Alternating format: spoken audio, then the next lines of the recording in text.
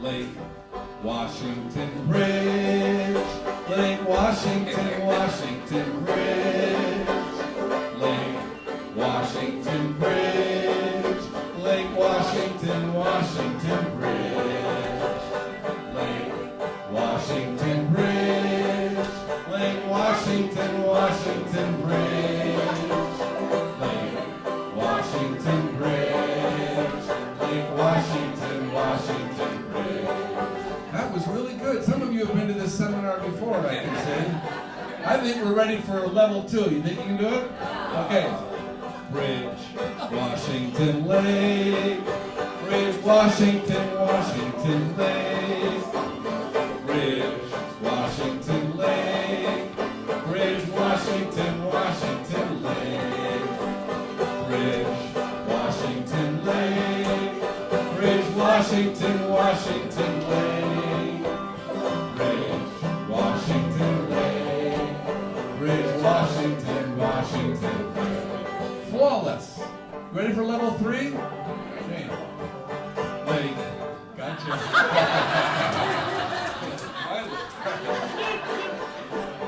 Lake Washington Bridge. Lake Washington, Washington Bridge. Lake Washington Bridge. Lake Washington, Washington Bridge. Lake Washington Bridge. Lake Washington, Washington Bridge. Lake Washington Bridge. Lake Washington, Washington Bridge. Hey. But I also go by Komal. I'm with the Mike Euro Peace Fellowship. I'm also from the University of Washington, from an organization called Bending the Arc, along with my colleague and mentor, Jonathan Globe Lewis, up in the back. So, on Thursday night, me and my fellow youth, we're over in the A-frame, and we're playing a game called True Truths and a Lie. And we're all laughing it up. It's about 11 o'clock at night when the door slowly creaks open. And in walks in this young gentleman, about 5'2", with dreads as long as my hair. With dreads as long as my hair. And my mind just exploded. I was sitting next to my friend Sophie, and I was like, holy shit, it's Reverend Sekou. The Reverend Sekou, who's walked through Palestine to see the military occupation there, and then returned back home to walk the streets with my brothers and sisters in Ferguson and Baltimore and experience police brutality there. And so my mind was just reeling. And he came in, and he just went to the back of the room, and he sat down. And he waited until we were all done with our game before he introduced himself. And I was expecting, you have a little bit of an exception when you meet people like this, who are so well known. I was expecting something along the lines of, hello, my name is Reverend Sekou, and I work on issues of social justice. But instead, what I found was that he was looking to us and asking us what we have been doing in our communities. He made an open sharing space for us to share the work that we're doing and the work we hope to do. And he started calling us this one thing, this one term. Baby. You got it. And it was so interesting how that word, when he used that word, it shifted the paradigm in my mind. And I was like, this guy, he's something else. Because he knows how to connect with us. He doesn't come in and try to take over a space to teach us or to lead us. He comes in to support us and give us guidance. And so, I think I'm done talking for now. Please give it up and shake it up for Reverend Sekou. I don't like long introductions because they set high expectations. It's so good to be here with you, my friends. We have been in this work together, some of us a little longer than others, but we have been in it together. So it is a privilege and an honor to be here at Seabeck for the first, to be at Seabeck for the first time. and just Sister Joe and all the folks who worked to get me here, which I am a bit slippery. And so, but I wanted to say thank you to all the folks who worked to get me here. And then, where is our sister president, Reverend Stone King? Where is she? Here. She's down in the lounge. So I just want to raise her name, the director of the Fellowship of Reconciliation. And then my dear brother, Jonathan Lewis. We've trained together in Baltimore.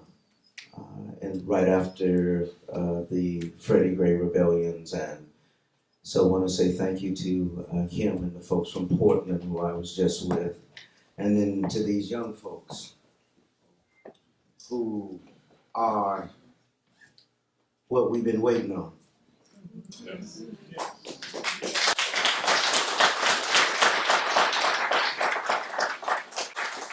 Who are what we've been waiting on. So we are thankful and we have high expectations of you. That this civilization is in a crisis. And you might be its salvation if it can be saved. And so we have extremely high expectations of you. I want to take a few moments, although I'm a third generation Pentecostal preacher, I'll attempt to be uncharacteristically brief. But I want to just take a few minutes and then we'll open it up to some democratic dialogue. But I want to wrestle with three questions. What is this moment? Who is the Fellowship of Reconciliation?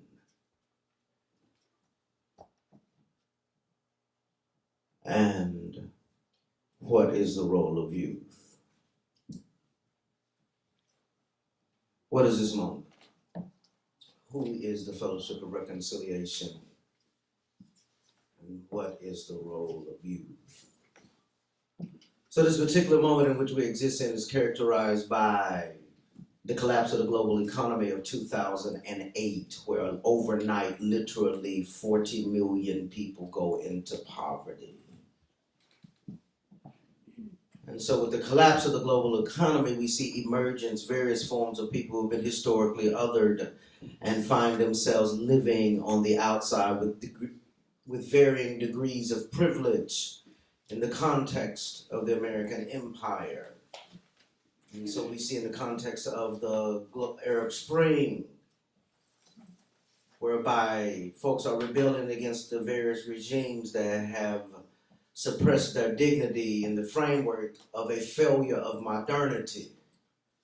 So it is not a clash of civilizations, but rather it is a contradiction in terms based on the assumption that modernity would bring one comfort and ease. So it is not a rebellion against modernity. It is about a failure of modernity. When you look at many of the suicide bombers, many of them have master's degrees from foreign countries. They have gone inside the colonial empires and gained various forms of access and education. And when they return to their homes after being abroad, they find the same dictator that was in power when they left is still there.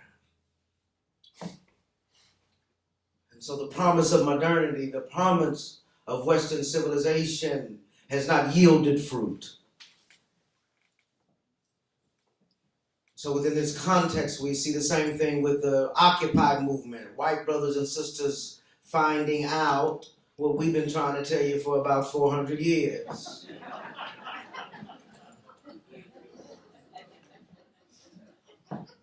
The system's working just fine, just for a few. So white brothers and sisters find themselves in a context after the collapse of the global economy and the failure of modernity impacting their own lives. They make two options. The Tea Party, which is about a right sensibility with the wrong conclusion. No, they shouldn't have bailed out the banks. They shouldn't have bailed out the corporation. They should have bailed out Main Street. And so this populist sensibility that rejects the way in which neoliberalism has attempted to prop itself up given its own collapse The sensibility is right, but the conclusion is wrong, predicated on what W.E.B. Du Bois called the psychological wages of whiteness. So we might be white, we may be poor, but we're white. And so we're not niggers. And so they begin to lobby and leverage their social anxiety mediated by the financialization of the economy upon black bodies. This is the moment that we're in. And that there's been a certain resurgence of right-wing reactionary forces. That we live in a moment in American history where the stating of the obvious becomes a revolutionary act. Black life matters.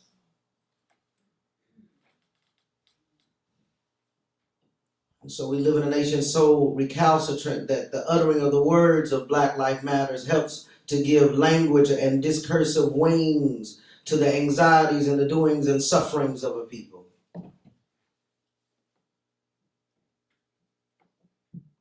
And then in that context, that you can't understand Ferguson outside of the context of this global collapse of the economy, as well as the globalization of capital, in which various forms of elites have engaged in various forms of repression together through their military apparatus.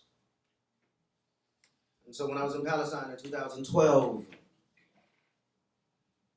there was tear gas shot at us.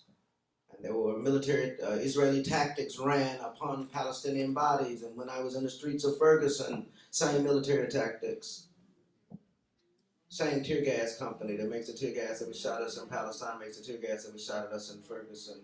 This is about a global phenomenon, the way in which global capital is shifting around the world and supporting various regimes. And so this is the moment.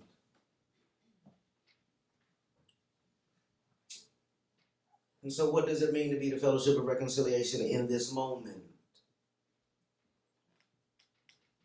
I want to begin my assessment of the Fellowship of Reconciliation with the work of the great A.J. Muste,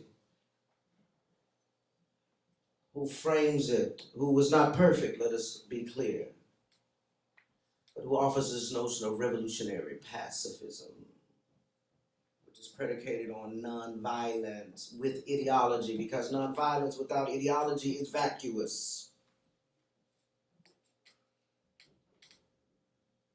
You can have we see it in Europe, the deployment of Gene Sharp's techniques in velvet revolutions, which are about expanding markets under the guise of democratic freedom. It's not to valorize, not to say that our socialist comrades' regimes were just, but it is to say that the way in which the words democracy and capitalism have become one. They're exchangeable. It's very much like religion, conservative, right, religious, and Republican. Like in Christian, you change them all in a sentence, but it don't change the meaning of the sentence. And so democracy has become synonymous with capitalism in this context and in this moment. And so what is the role of a nonviolent organization in this particular context? Given its largely white body and the older generation of leaders, what role are you going to play at this particular moment in history? Because you have a role to play.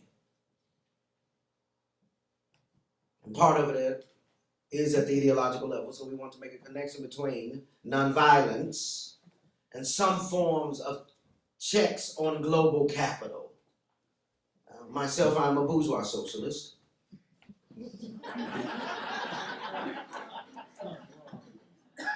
I'm a member of Democratic Socialists of America, and there's a certain room for me there. I'm a Gramscian. I take serious the culture of everyday people. What are the ways in which people are deploying their cultural sensibilities in the face of circumstances not of their own choosing and combating Herculean forms of death, dread, and despair. And so the way that people deploy their culture becomes a very critical way for us to understand. And so in understanding the way in which culture plays a role, how does the culture FOR be deployed in such a way that it has a lasting impact on the younger generation of folks? What is your proximity to young people in your own communities, in your own chapters? Because part of the history of the Fellowship of Reconciliation is to assess the political terrain and make certain calculated choices about what was the best way to deploy our resources in the context of a social movement, and then get out the way.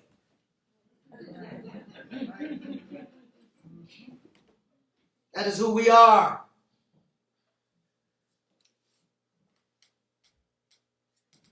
Whether it be going backwards, if you will, in time, going backwards in time, you think about the role that many of you all played in the sanctuary movement.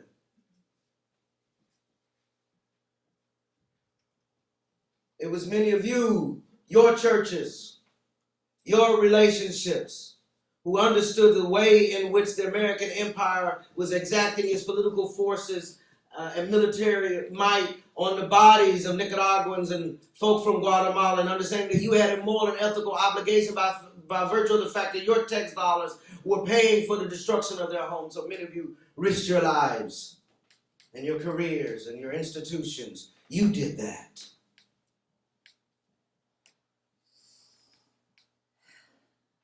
That is who you are.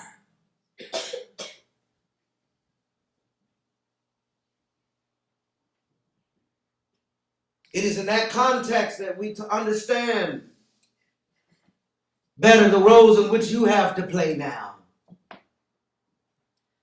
That you hold space and time in such a way that you can depart a level of wisdom to young folks. And given the fact that there is a level of disdain and hatred not only for youth but also for the old. Because in America we're obsessed with new.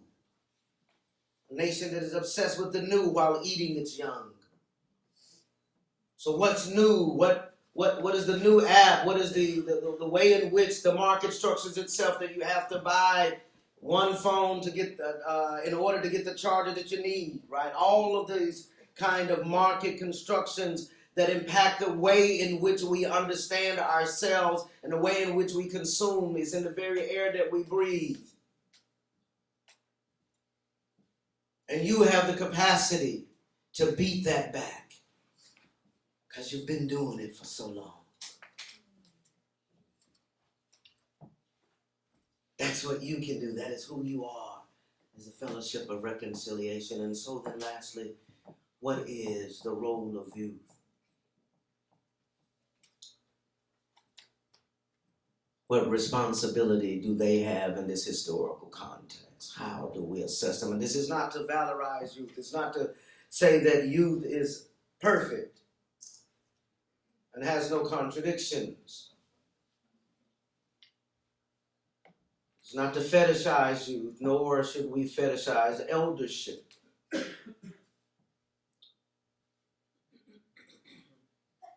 And so part of our responsibilities, now I'm not an elder, I'm just old.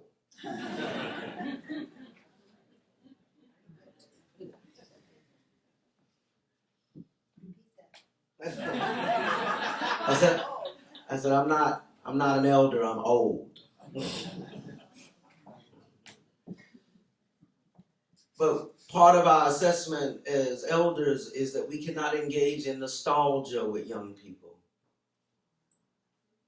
We can't give them a mythos and set them up against a myth. And much of what is happening among an older generation who feel that some of us have passed our time, we have not been secure in our own work. We don't believe we did enough, and which is the truth, we did not. We never do, we never can. But we had to live a little bit, have a little joy in our lives. But nostalgia is a form of mourning, Slavoj Žižek, the great philosopher, posits. That nostalgia is a form of mourning because the present is unbearable and the future unforeseeable. So we have certain romantic notions about everybody of a certain age march with Martin Luther King. But everybody was on the bridge in Selma.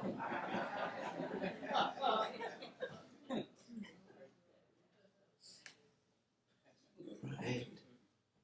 If all the people were on the bridge who say they were on the bridge, the daggum thing would have collapsed.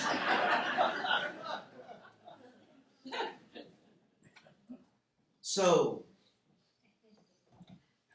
no nostalgia. Let's tell them the truth. Amilcar Cabral, the great revolutionary from Guinea-Bissau, says that we can tell no lies and claim no easy victories.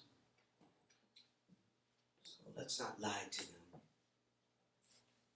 Let's tell them the ugly truth of our failures and our mistakes and our contradictions and our betrayals. Let's tell them the truth. And then the task on the part of young people is that you're not the first generation of young folks to be catching hell. There's a story bigger than you and older than you of some people with limited resources who somehow seized history and bent it to their wills. There's some people, and that you're part of a rich tradition of men and women who made decisions about how they were going to live their lives. And that you are keepers of the tradition. Now, we do not mean tradition as, I believe Eliot means it, when Eliot tells us that tradition is not something that is simply passed down from generation to generation. If so, tradition is something that should cease to exist. But tradition is not inherited, but is acquired with great labor. So y'all gotta put some work in.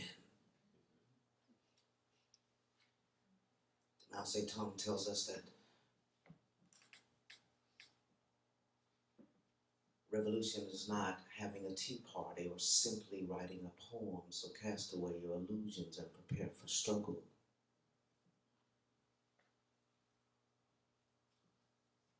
So this is a rich tradition, but it requires labor.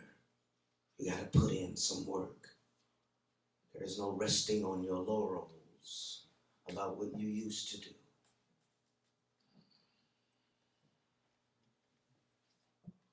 Now you see, I'm a Pentecostal. We got some of this African magic on our tradition, and so I believe that when you make that decision, the stars align up on your behalf. And the moon will be at your beck and call.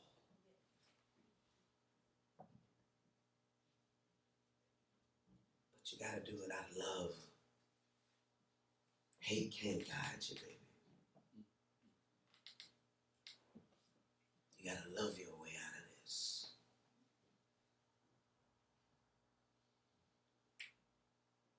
I know many of us are angry at the systems that produced us, the lies that we've been told, the level of betrayal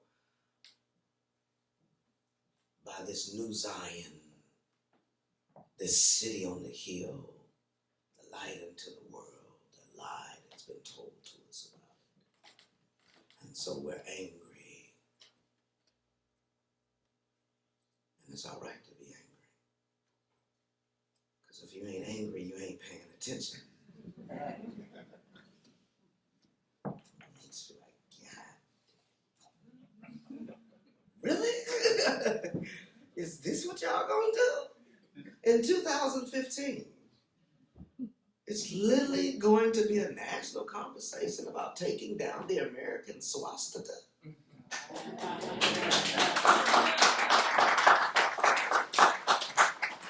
They're going to have a national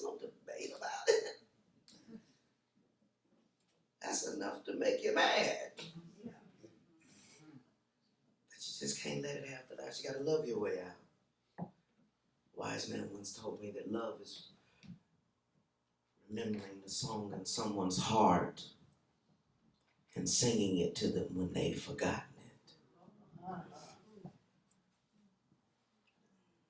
And so our relationship with American democracy, according to James Baldwin, is an artist's quarrel with his nation or her nation or their nation is a lover's quarrel. We must remind America to be true to what she said on paper. And so you got to love your way through that. And so part of that, particularly for a younger generation, given the level of capacity to communicate in real time vis-a-vis Twitter and Facebook and Instagram and Snapchat, which are features of the market. Say it again. And so, that given the fact that part of our struggle is to, Tolstoy tells that he wakes up every morning trying to squeeze the slave out of himself drop by drop, that we're trying to get this stuff out of us that's been in us. We're trying to get it out of us. And so sometimes we engage in the very behaviors of the empire in our movements and with one another. So the empire shames people of color, it shames queer folks, it shames the elderly, it shames young people. And so then we respond in kind by shaming one another. You can't shame your comrades. You build out real space and real time where you can go directly to one another and air out your contradictions. Twitter and Facebook are not the place for that.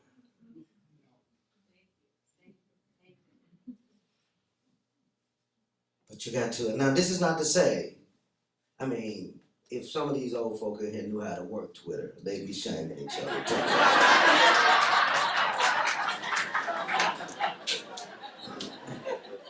I'm not.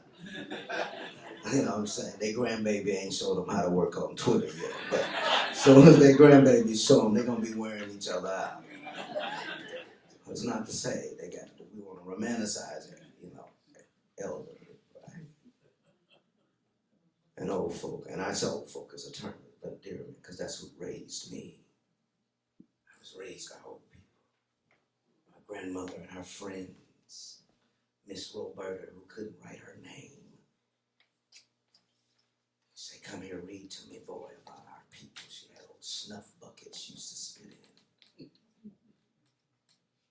Those are the people who raised me, my grandmother and her friends, these elders who had seen time and space and had weathered the storm. Because part of being an elder is that you've weathered the storm. Life has thrown everything it could at you, and you're still here. And that's a gift to young people. Because their stories, it's not just simply the techniques and the tactical aspects of the movement. It's about how people have lived their lives and had joy. All the stories I could tell you about people who've lived. And so you gotta live. So our request of you, young people, is simply to love and to live. Live. This is not a lifestyle, it is your life. It's not something you can buy in the store. There's no app for it. You just live.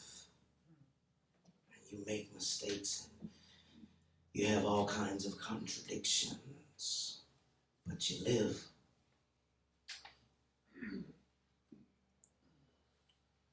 And so in the context of what is this moment, it is a moment characterized by the global collapse of the economy, the ways in which capitalism has a certain kind of crisis. Who are we as the Fellowship of Reconciliation? Part of our task is to construct a kind of what we have, the term we've been using is a militant nonviolence, civil disobedience, a revolutionary nonviolence that has an ideology to connect it to it, that accounts for the ways in which Capitalism is insufficient to respond to the needs of other humans in such a way that is just and peaceful. Say that again.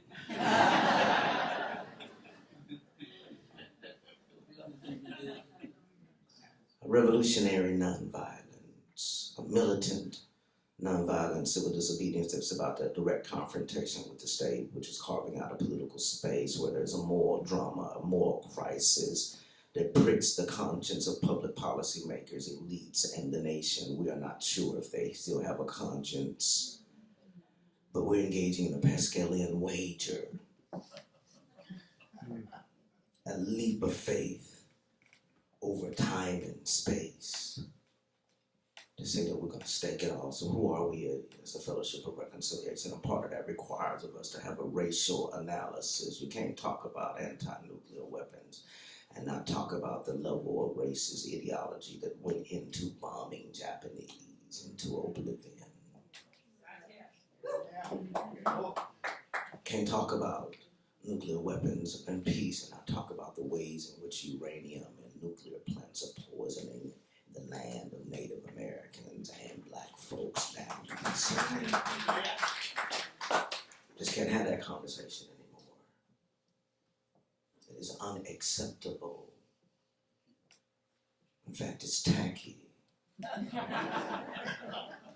Like Ku Klux Klan outfits, you know. They're just simply tacky. I mean, really, you gonna wear that outside?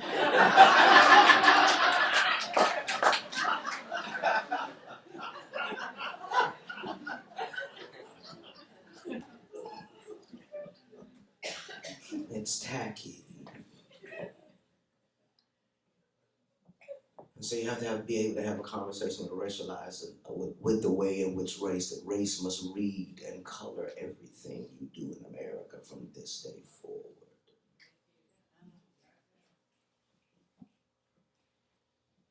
And that means you don't get a chance to be an ally. You gotta be a freedom fighter.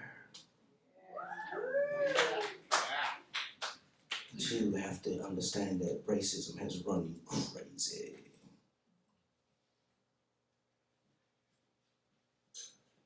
It's a certain madness. You remember in the mid-'80s, under Reagan, all of the air traffic controllers who lost their jobs. Remember many of the high level of suicide among them. High level of suicide during the crash of Wall Street, high level suicides in 2008 in the collapse of the global economy, because it was the madness of the empire. It runs you crazy. That's a part of your own personal salvation, is finding you some way to be in solidarity with poor black folks catching hell. You just might get saved. It's part of what it is, your own salvation. It's not outside of you, it's not foreign to you, it's not those other people, it is inside you. The empire desires your very soul. This is what Foucault is talking about in Discipline and Punishment, when he makes the argument that the discipline goes from the body into the soul in the French prison systems in the 1700s and 1800s, offering us some kind of universal insight on this particular moment in terms of that. What the empire is after not only is our land and our resources, but it wants our soul. This soul is not necessarily connected to a holy other, but it is to say, those of us who are believers, we have to believe like we've never believed before. Because this is a monster that we're dealing with. And we created it. We left this for these young folks. We need to struggle to ensure that they're going to be all right. And so you need to be freedom fighters. You're right, some of your marching days are over. But you can work the phones for jail support. You can raise some money for these babies. You can look after them. Go by and see about them. Make sure they got a little book money. You okay, baby? And love on them. You can do that. You can admit about what you know and what you don't know. Because you were young ones. Now, to be sure, we wouldn't trade to be 20-something again. We wouldn't go back. Not with what we know now. And if we did, we'd be too dangerous.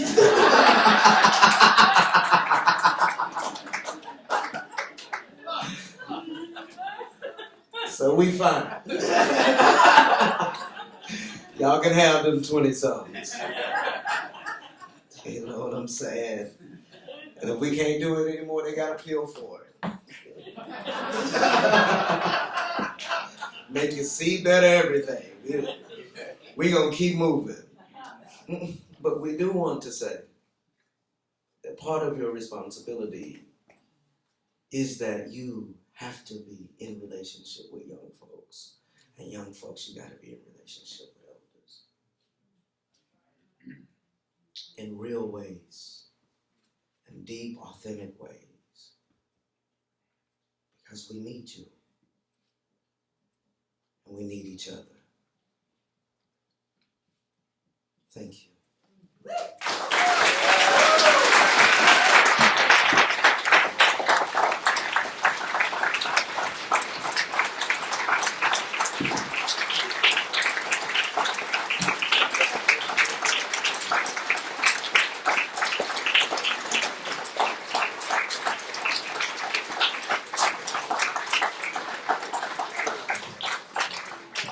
You're too kind. So we're gonna do a little Q&A. How much time we got?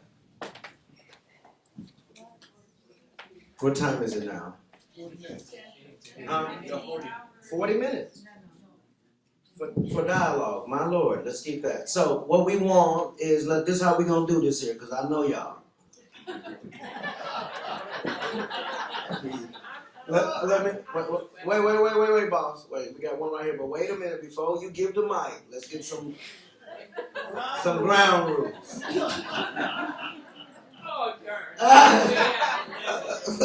We want a question. Can we say that? Question.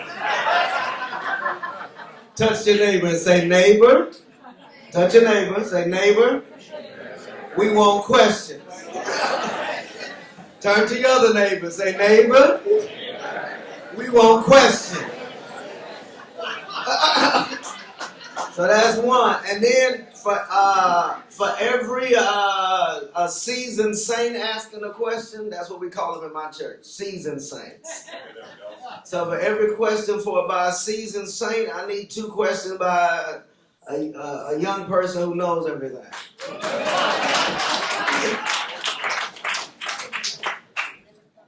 Yeah. Okay.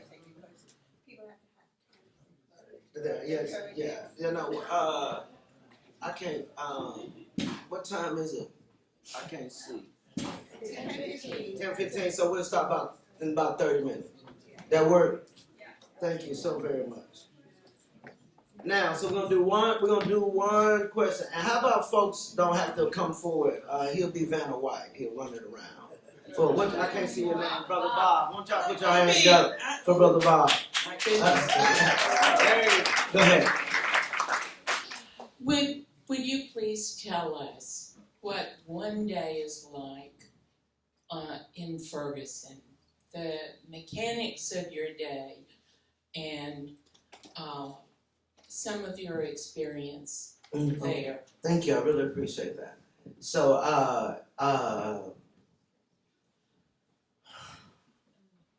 let's take this other one too. Very simple question, Reverend. Yes. So this is my first time at the FOR, and I'm planning to work with the Oregon chapter. And what can we do? Basic things like Black Lives Matter 101 that we can do, and I'm sure many of them are already working on it. But what will be something fair, and just to honor our mission statement at the FOR in terms of working and doing local work in terms of restorations and reconciliation with the African American community. gradually. Yes. Not got it. like, I got it. don't shoot like, let's take this, but something gradually with Got our folks. Thank you. Got it. So two things, because they're connected. So it depends on what day of the week it is. So I mean, if it's in August, it's in the street, trying to keep young folks safe, getting tear gas, rubber bullets, in August, right? Around the indictment, same thing. It's burning buildings. It's young people in the street, mass arrests. I mean, it's daily harassment by the police for most of the organizers. They're still making arrests. There's still a number of protests happening every day. It's the longest rebellion against police brutality in U.S. history. Second only to the Montgomery bus boycott. 9 months longer than the Selma campaign. These young people on fire. Right, so we, there's lots of meetings with various organizing forces. A lot of time at a place called Mocha Bees. It's lesbian sister Mo runs it, and it's become the holiest place in all of Ferguson. It's the place we come and we sit and we gather. And she looked at it, it was tear gas twice. But it's a wonderful and beautiful place. All her kids work there. And she's a badass. I think Mo about 63. And she a badass. Part of we got a lawsuit against the St. Louis Police Department through the federal courts around a temporary restraining order about they need to make a certain amount of announcements before they use chemical agents. They was giving out tear gas like it was hotcakes. So, I was just thinking, man, these fireworks are not gonna get along tonight. I had a serious case of PTSD, all the sounds, the bombs. They got this thing called a hornet's nest. They spent about $35,000 on it. Called it what? Hornet's nest. Now, when they throw it in the crowd, right, it goes boom. Not hearing is enough to make you go home. And it flashes. So it go boom and flash. So you can't hear and you can't see.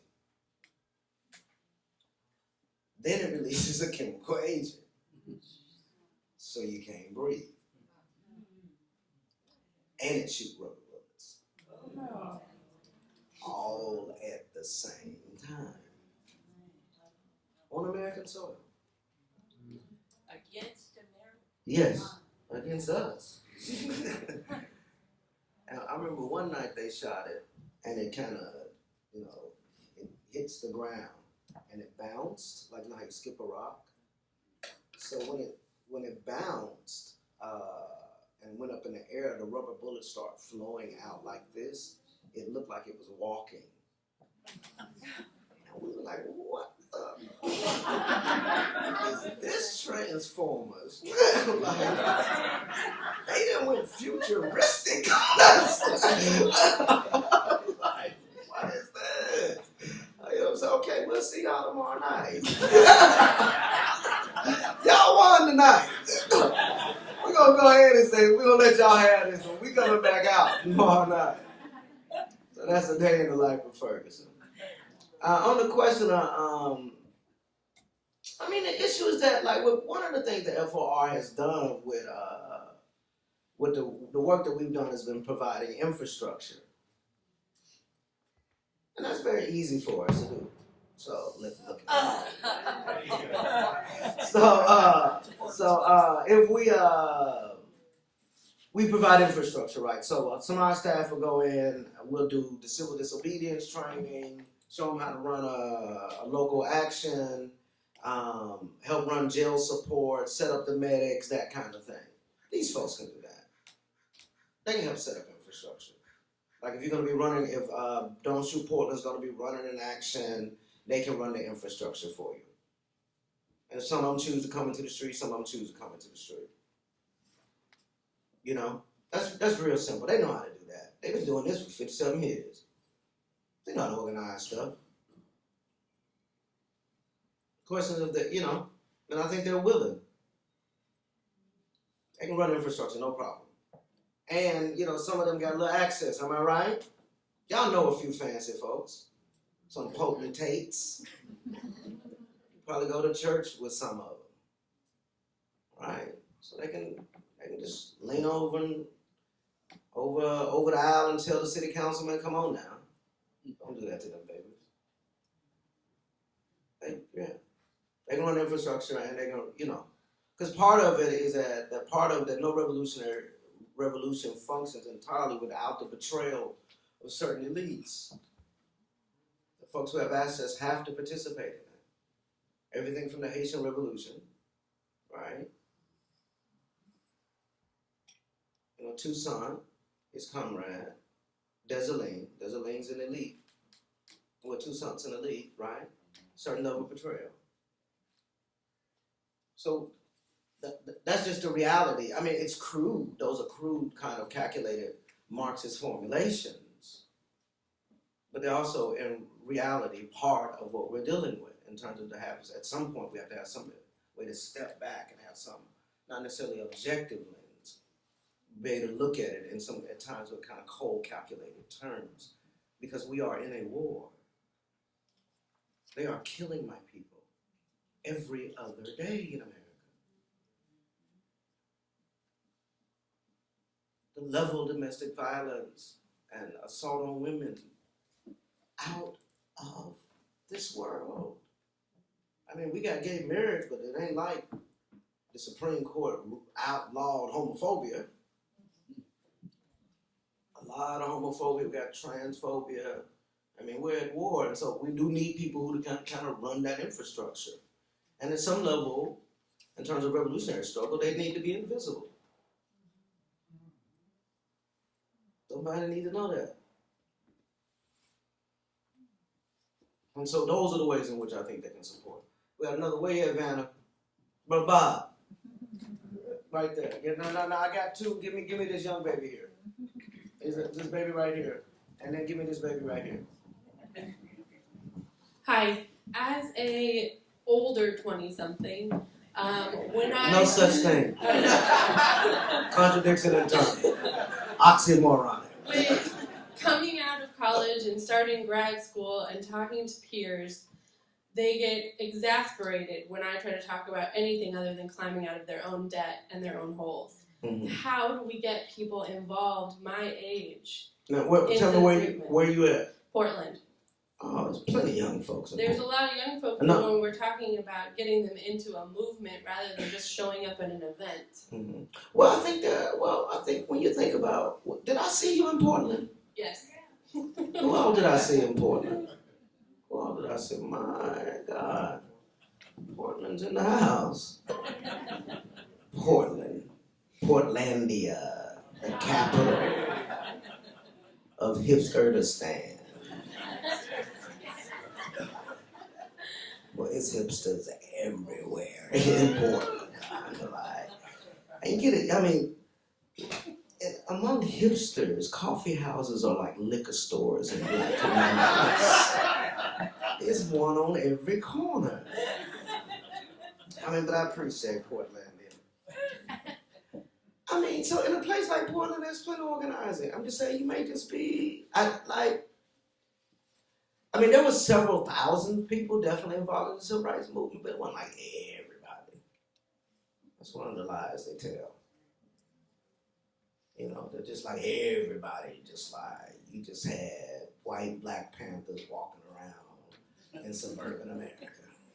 Just not true. And so part of that is that maybe to kind of wrestle with the idea of where your comrades and where the social work. So but then Don't Shoot Portland right there. They got plenty of young folks. There's Black Lives Matters, Portland. Yeah, there's plenty of folks. There's some interesting evangelicals who are trying to wrestle with this question. Portland got plenty. So, and I mean, at one level, the Marxist formulation would say that out of quantity, quality comes out of quantity, right? And I'm not necessarily convinced of that. I'm not sure. Just a few folk willing to risk all. And it gets contagious, you know what I'm saying? That if you got a few folks who are willing to take some significant risks, that might be able to build it out. And then some folks just gonna sleepwalk. But we struggle for them too. We struggle for those who shall not shed any blood, whose lives will have been comfortable even until now. We struggle for them too, because it's the right thing to do. Because we don't ever want to be them other people. And this is one of the reasons why nonviolence as a principle has a certain appeal to me. Because we don't want to be them. I don't want to put on riot gear. I don't want to lock up children. I don't want to discriminate against a whole body of people. I don't want to be that. And so we struggle for their own salvation. And at one level, that sounds a bit vanguardist. But vanguardists usually make an argument for a structure of a certain class, a certain set of elites, typically the intellectuals, as the leaders of the revolution. We don't know where it's coming from. In Ferguson, there's some poor black kids who many folks will clutch their purses when they see them walking by. Kids with tattoos on their face and sag their pants and say, fuck the police. Them. They the only reason I'm here having this conversation with you. Because of them. And so we don't know where it's going to come from. We just go, we do the word. To be a bit biblical, we cast our bread on the water. Christianity talk about we speak a word and it not returning void. That's what we do. So part of our, what you're going to have to come to terms with is it is going to be lonely and isolating. And you're going to go like, I should be really doing something else. So struggle for justice just ain't that lucrative.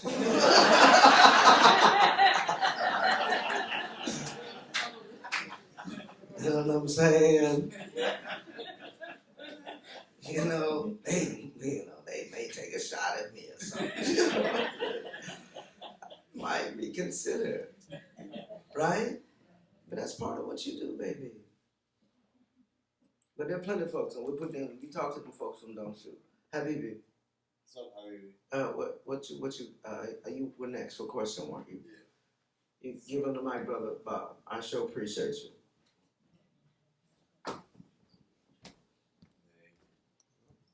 What's up, baby? Hey, how you doing? Good. Now, I was wondering, in terms of efficiency and effectiveness, would it be better for everyone to be focusing on one sole topic and putting their energy to solving that topic or crisis or conflict, or spreading out to cover a wider basis? Well, I think it's what folks are already working, right? So, and if you're going and I say this lovingly, if you're going to be an organizer, you have to dispel yourself of the myth of effective and efficient.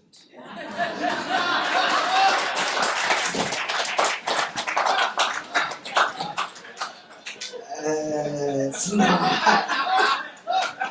You're going to set yourself up for failure. If you think you're going to be effective and efficient. Yeah, we've been on the losing side for much of this battle, dear brothers. But we keep on struggling, so I would want you to consider the term of faithful. What are we going to be faithful to, even when we're losing?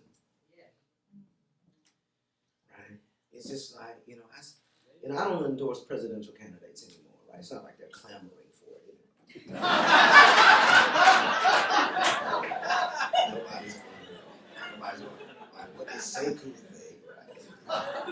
But I endorse, you know what I'm saying? I endorse Nader and Kucinich. I mean, those are not winning tickets. You know what I'm saying? But we want to be faithful. And so part of what are the ways in which we can be faithful, but at the same time acknowledging that we have to have a certain set of fiduciary responsibilities, limited resources that need to be deployed, and that folks are humans. They can't work 24 hours a day. Right? I can get about 22 in. I'm gonna need a nap. And so I think one way we do that, I think that also has to do with what proximity is, right? So if you just kind of make an assessment, because I reject the evangelical model, we're going to go and bring something to somebody. People are already on the move. The question is, where are they moving? How can we be in proximity to that movement, right? They already on the move. You don't ever have to worry about it. Since the first African got off the boat, you've been like, oh, this is some bullshit.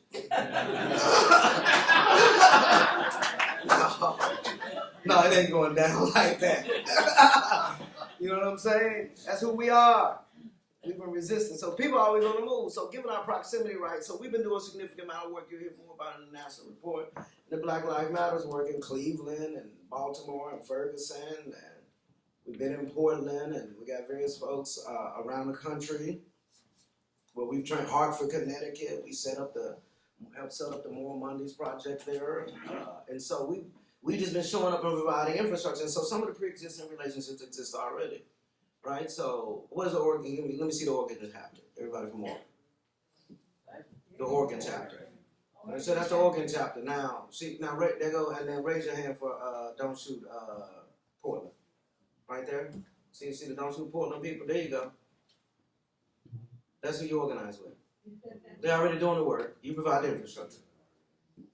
And so where Washington at? Let me see the Washington chapters. Okay. Now where them babies at? Show me where them babies at. Let me see the baby's hand. All right, there you go. That's it. You see them? Go organize. That's all. It's not you know what I'm saying? So because where the young folks are and where the new formations are, Don't Shoot Portland is a new formation, have emerged out of a context that there's been a vacuum that they fill because traditional nonprofit civil rights organizations have not been able to assess this moment. So Don't Shoot is a new formation. That's what we see in Ferguson, a lot of new formation. It's not going to be able, you can't go to the traditional sites of engagement right now because they're failing terribly. I mean, we got a few revolutionary forces inside the NAACP. Like our dear sister Jackie, right? We got a few radical forces inside pushing the national agenda, right? But it's going to vary from chapter to chapter. Locals tend to be more radical than the nationals,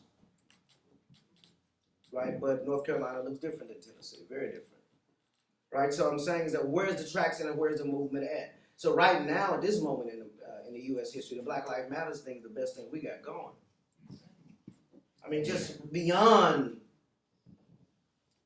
some poor black folks have set the national agenda, which we haven't seen since the slave insurrections, where lumpen proletariat are dictating the ways in which public policies are reverberating in and outside of even the White House. President had to meet with a kid named T-Dub who got tattoos on his face.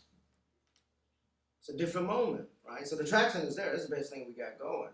And then if you do a racialized lens, you got the capacity to look at everything and fully understand America, right? And then which has international implications, right? So in addition to focusing on that, they're like, it's on the question of Palestine. Yeah. And on the question of Palestinian self-determination and the position of boycott, divestment, and the sanctions. The movement in the U.S. going to have to make a decision. Right? Because the consensus around Israel has been broken. Right, there's a broken. This is not to be anti-Semitic. This is not to demonize Jewish brothers and sisters. Right? It's not at all. Israeli working class, Israeli left, under significant amount of repression inside 48.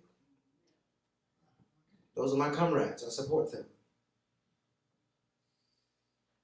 Right? Anti-Jewish sentiment in Russia. We must say something. But the threat to Jewish identity has never been the global South. It has always been Europe. Always. And so in that context, how do we keep track of the various forms of misery and suffering among various ethnically identified people who have lived on the night side of oppression? But we can't talk about Israel and Palestine in this particular context, in the context of Ferguson, because Israeli tactics were run on us in Ferguson. Can't talk about them now. They're not isolated. It was the Palestinians who tweeted us and told us how to deal with tear gas.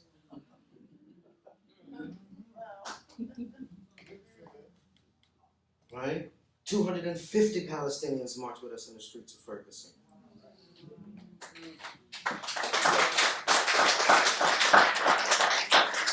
There's never been a question. And some of the most radical forces in Ferguson are anti-Zionist Jewish brothers and sisters. So you can't have a conversation now. You can't avoid it. And so the movement's going to have to take some position. So I think part of what we began to see a clear connection between Black and Palestine. A whole group from Ferguson went to Palestine. Tef Poe went to Palestine. Tara went to Palestine. Dream Defenders went to Palestine. Recently, like in the last 5 months. Right? So inside, in terms of the kind of base level of the movement, the people are already on the move. And already made a connection to the question of the Palestine. So in addition to, yes, I think in the context, I'm betting on. Now, again, I voted for Kucinich and Snyder, so I may not be a winner. So I'm giving you this advice. This is not legal advice. You know what I'm saying? It is to say that there is a connection between the two. And that we have to have both international, anti-imperialist, feminist critiques in all of our work, which is going to determine the various sites in which we're going to be engaging in struggle. Next question.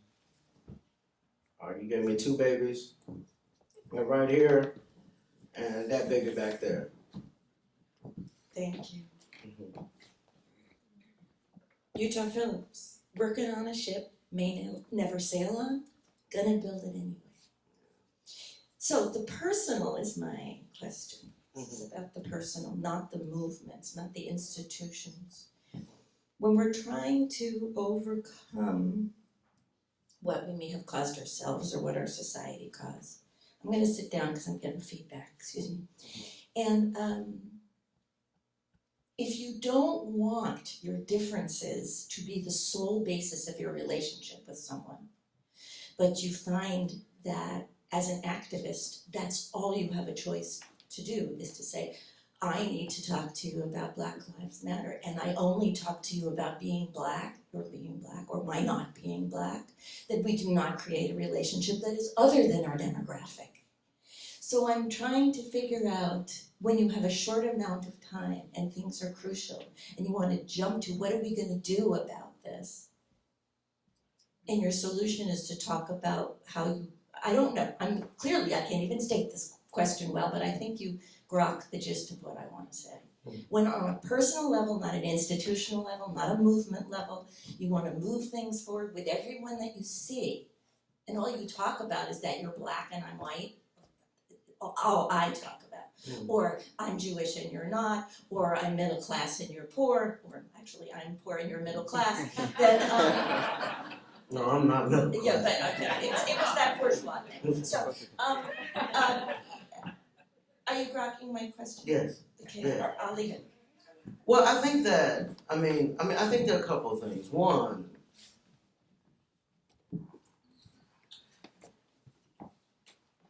I quite don't know how to sparse that one. Because, it's just basically, there's a certain underlying Cartesian dichotomy that I just don't buy. Yes. It's predicated on a didactic and a binary of difference. So I'm suspicious of the binary. Okay, let's make it a Ria's now. Well, what I'm meaning that we just are who we are. I'm a black man in black skin in a racist society who likes European suits and has dreadlocks. That's just who I am.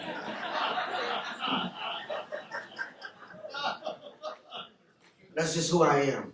Like, there's no like, and so when you're talking to myself is black. Right? The way in which I've constituted myself has been constituted in a certain set of historical circumstances, not of my own choosing. I'm just who I am. Right? Because part of what the empire does is that it commodifies, it breaks apart, it fetishizes certain parts of our being outside of our ontology in such a way that we're never a whole self. So, well, I just see you for you. No, see me, all of me. And so if I want to talk about race, I want to talk about race. And if that's all I want to talk about, that's all I want to talk about. If I'm a queer person, a transgender person, a youth, and that's my identity. That's because of the hell I'm catching. It ain't an option for me. Right? A lot of times, people who don't deal with the suffering and misery of the world are the ones who have the option not to. But there are those of us who we have no choice. We come out the womb.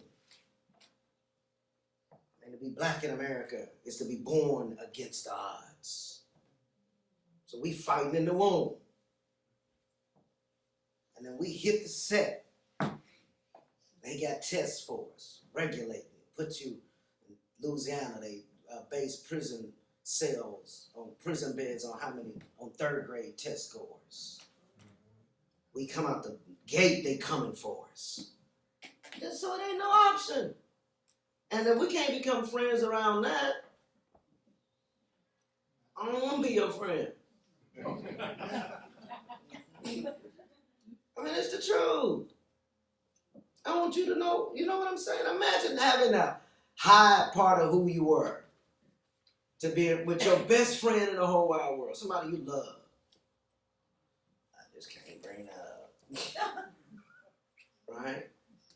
Say it, brother. No, you can't. You don't want that kind of relationship. So you can and get, because much of it is part of shaping who we are.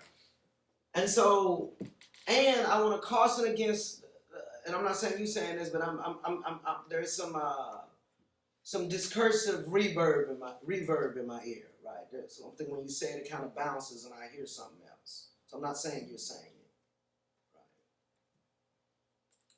Is that also is that jump? Oftentimes, folks want to jump to reconciliation quick, without ever acknowledging the asymmetry of power. You can't have reconciliation without the acknowledgement of the asymmetry of power. Or you get South Africa. Reconciled country, massive expansion in black poverty. Because there was no acknowledgement of the asymmetry of power on the question of land. 87% of the people live on 13% of the land, and 13% of the people live on 87% of the land. That's not reconciled. That's a reification of neoliberal economic logic, in which while the ANC put down their arms, and the people picked up poverty.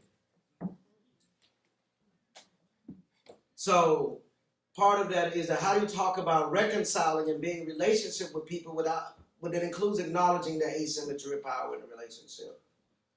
So oftentimes people want to jump to, well, we need to go, do work directly with the police. The police in black communities are occupying forces. They're everywhere. My entire childhood was pulled over, police sticking their hands down my pants. You know what I'm saying? They're occupying forces in black communities. And I'm going to be a little slow to reconcile. Particularly when you're still doing it. It's not like you had a reconciliation meeting and they stop.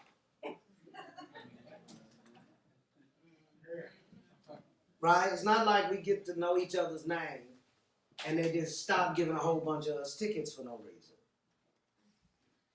So, so like, how are we working with the police? He just hog-tied one of my friends and just tear gassed me. And gonna be back here tomorrow. There's no reconciling with immoral systems.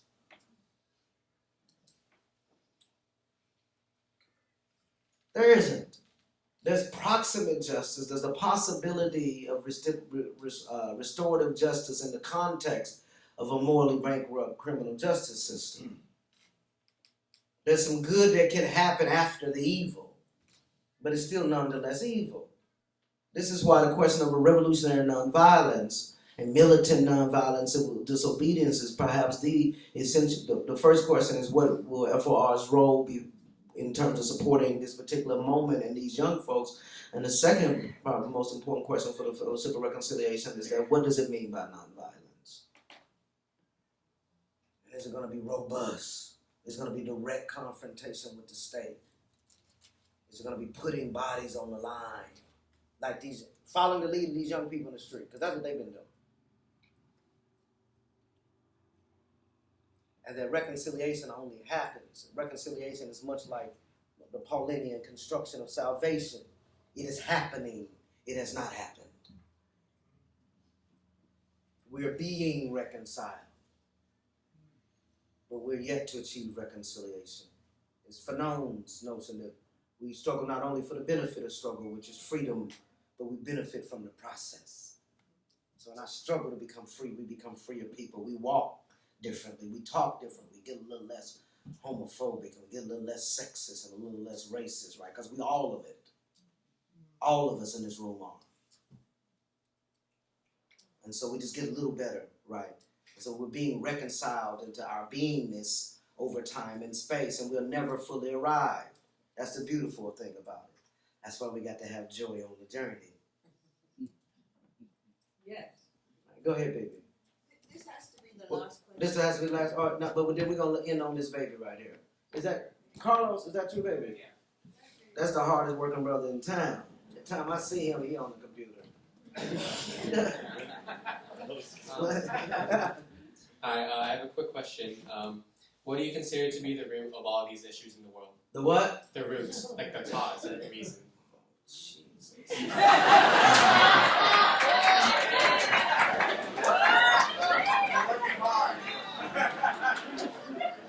See, this is why I don't like young people. Like that. I don't like it. Like, you gonna wait to the end. And then ask me to answer, is there a God? Give you some material evidence. I may not even answer your damn question.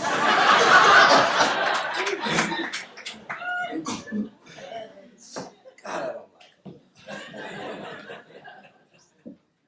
it. So, dear brother, I think this is the question that all humanity is wrestling with, and we see it on the ancient tombs, people wrestling with the question in these little carvings about calamity and catastrophe. And we do know that part of human existence has always been the risk of annihilation. And we see it on the caves. And we do know that there's always been, in those communities, a certain kind of magic, that there's been a certain group of people who've been set aside, whose moral and ethical responsibility was to interpret the signs and wonders, often the sun and the moon and the stars. So we do know that about human existence. And one way they've attempted to articulate and explain and make some sense of the calamity and the catastrophe that they're facing has been through these various forms of shamans. This is through all of human history. And so whatever that calamity, or Cornel West calls the catastrophe, is, whether it be volcanoes erupting and erasing entire civilizations, whether it be an ice age, that perhaps that kind of volcano and physical catastrophe has took on both metaphoric and environmental meaning. So part of what we're dealing with in terms of the root of this calamity and this catastrophe and the way in which it has infected the ecology of human existence is racism. And so those of us who have certain didactics and are engaged in certain binaries that have certain use, because there is wrong and right, there's good and evil. And so it's the problem of evil that we are facing is the kind of calamity and catastrophe that has caused that, this idea that any human is outside. And Christianity, in certain ways in which we describe our ideology, we talk about the way that the hell is the absence of the love of God. Right? And so we can, to be sure now, for me, in terms of to be a bit theological about the whole matter, is that if there be a God, that God is incapable of not loving. It's the only kind I can believe in, and it's worth it. You know, and he's been falling up, and particularly given the level of crisis that we're facing in the world right now, God is definitely a man, because a woman wouldn't put up with this.